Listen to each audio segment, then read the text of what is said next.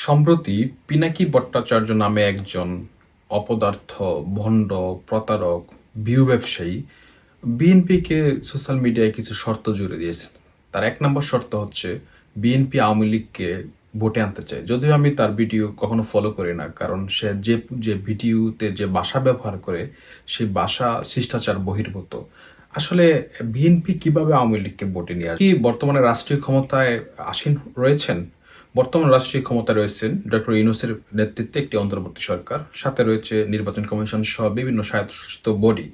সুতরাং যদি নির্বাচনে কোনো দলকে অংশগ্রহণের সুযোগ দেওয়া বা না দেওয়া, এটা পুরো এখতিয়ার হচ্ছে ডক্টর ইউনূসের অন্তর্বর্তী সরকার এবং নির্বাচন কমিশনের। এখানে বিএনপির কোনো রাজনৈতিক দল হিসাবে বিএনপি ও অন্যান্য রাজনৈতিক দলের মতো একটি অংশীজন। বিএনপি আওয়ামী লীগকে কেন সুযোগ করে দেবে নির্বাচনে অংশগ্রহণ করার?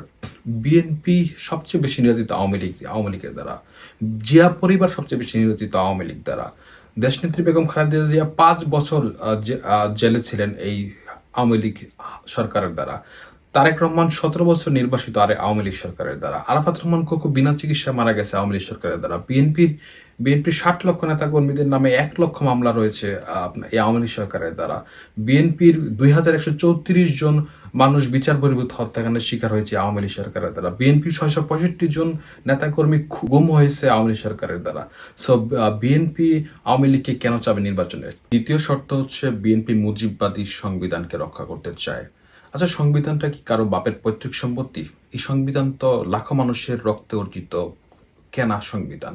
এই সংবিধান তো গণতন্ত্রের কথা সংবিধানে বলা রয়েছে, সাম্যের কথা বলা রয়েছে, সামাজিক ন্যায় বিচারের কথা বলা রয়েছে। এখানে তো মুজিববাদী যে বন্দনা সংবিধানে হাসিনা সরকার যুক্ত করছে, এটার বিরুদ্ধে আমরা সবাই একমত। এখানে বিএনপি কেন মুজিববাদকে অন করবে? বিএনপি তো বাংলাদেশি জাতীয়তাবাদে বিশ্বাসী। মুজিব যেখানে ব্যর্থ, জিয়া সেখানে সফল। ১৯৭১ সালে মুজিব পাকিস্তান হানাদার বাহিনীর কাছে আত্মসমর্পণ করেছিল, আর জিয়াউর রহমান ২৬শে মার্চ কালুরঘাট ব্যাটন কেন্দ্র থেকে স্বাধীনতা ঘোষণা করেছিলেন। তারপর উনি আবার মুক্তিযুদ্ধ শেষে বীরোত্তম খেতাব নিয়ে উনি আবার সোনার সৈনিক জীবনে চলে গিয়েছিলেন।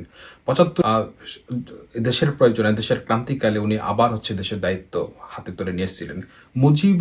মুজিবের সাথে জিয়ার তুলনা কেন হবে? মুজিববাদকে কেন বিএনপি অন করে? বিএনপি বাংলাদেশি জাতীয়তাবাদে বিশ্বাসী। বাংলাদেশি জাতীয়তাবাদে বিশ্বাসী, বহুদলীয় গণতন্ত্রে বিএনপি বিশ্বাসী। মুজিব যেখানে বাকশাল কায়েম করেছিল, সমর্থন করেছিল। মুজিব যেখানে সংবাদপত্রের স্বাধীনতা হরণ করেছিল, জিয়া সেখানে সংবাদপত্রের স্বাধীনতা সুযোগ করে দিয়েছিল। সো বিএনপির মুজিববাদকে অন করার দরকার নেই।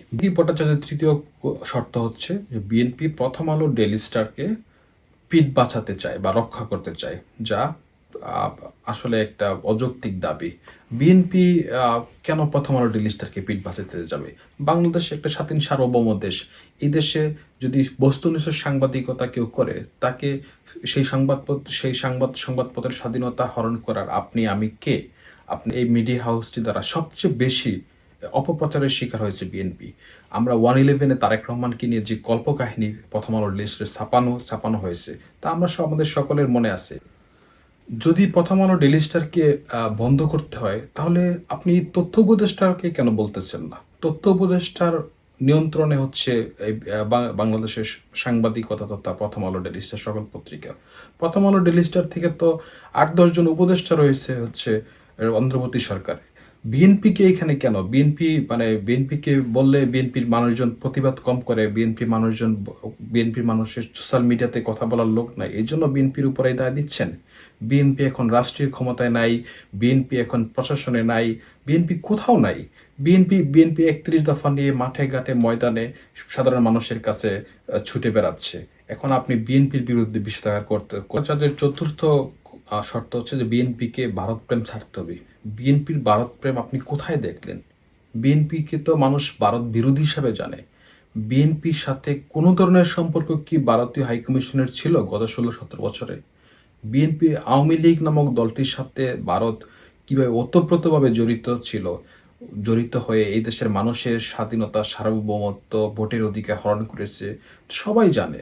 ১৪ সালে সুজাতা সিং এসে কিভাবে বিএনপিকে মাইনাস করে জাতীয় পার্টিকে নিয়ে ইলেকশন করেছে, এগুলো তো আমাদের সবার জানা। কেন এখানে বিএনপিকে আপনি দোষছেন?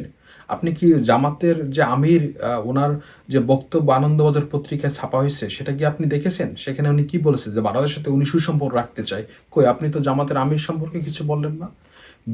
আগরতলা হাইকমিশনের 2 ডিসেম্বর হামলার পরে বিএনপি একমাত্র রাজনৈতিক দল, কোট আন কোট বলছি, বিএনপি একমাত্র রাজনৈতিক দল যে 11 ডিসেম্বর আখাউড়া সীমান্ত যে আগরতলা হাই কমিশনার অভিমুখে 10,000-এর বেশি গাড়ি নিয়ে হচ্ছে এখানে রোড মার্চ, লং মার্চ করছে। কই, বাংলাদেশে তো আরো 50টা রাজনৈতিক দল আছে, কোনো রাজনৈতিক দল তো কোনো ধরনের কর্মসূচি পালন করে নাই।